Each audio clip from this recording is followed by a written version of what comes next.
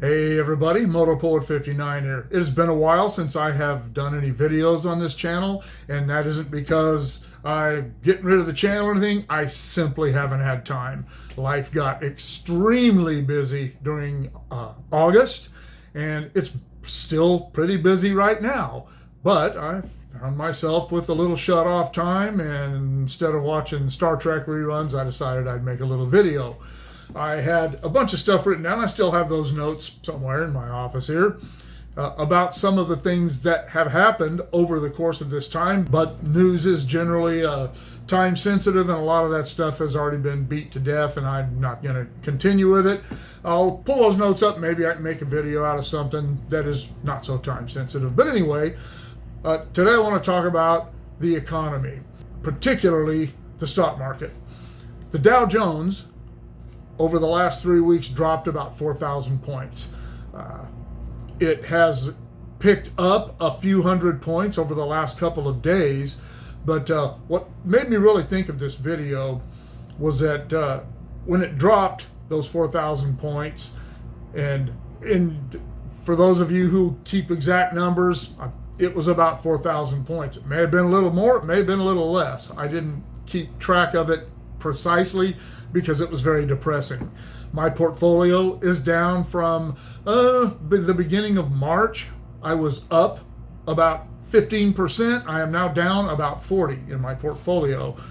Some of the things I was able to get rid of and make a little bit of money earlier on. Some of the things I just sold and took some losses because they were headed for the basement, and some of them hit the basement and I was too far into it to sell. So I haven't lost that money technically, because I haven't sold anything. The market has gained, as I said, a few points in the last few days, but not much.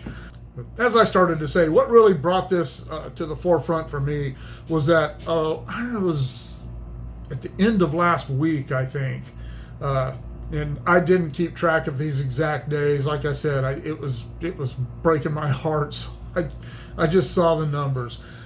But one of the days, it dropped 176 points. And for an instant, I told myself, that's not bad. And therein lies the problem with what the left are doing right now. These are what they want people to believe are good things. These are positive signs. They won't talk about the 4,000 points it dropped, but they'll talk about the 100 points that it gained 2 days ago, and I think it gained 173 today. That's what the left will focus on. They won't talk about the 4,000 points that it dropped over 3 weeks. And I don't know what it's dropped since March, when things really started going haywire, but it's a considerable amount, and they don't want to talk about that. They don't want to talk, but it's just like with the gas prices. Gas prices go up $3 a gallon.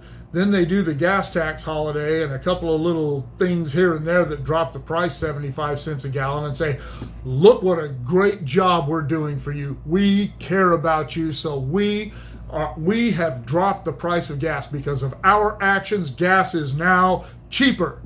It's not cheaper. It is not cheaper. It's still $2.50 a gallon, more than it should be, even in California. But these are what the left want us to think of as new norms. The inflation is out of control. It's crazy. It's insane. The Fed is trying to do what they can to stabilize it. And what are the left doing? They're blaming the Fed for raising the interest rates, which wouldn't have had to have been raised had the left not so recklessly spent money that drove inflation up. They get it.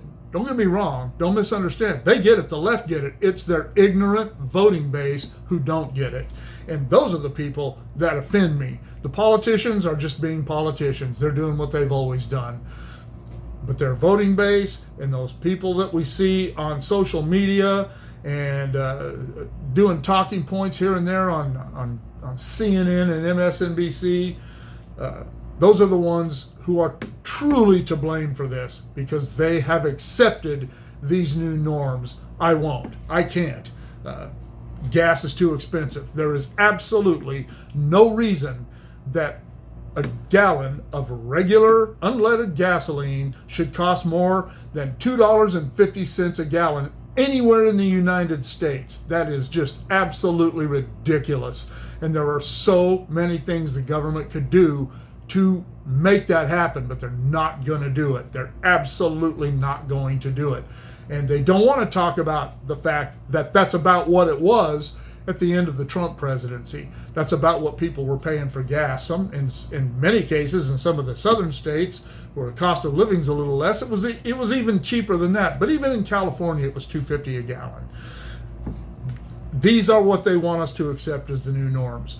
These small drops in the stock market, or these small gains. They want us to think that they are somehow helping the economy along with those things, but they're not. The economy is failing, and they just don't want to talk about it.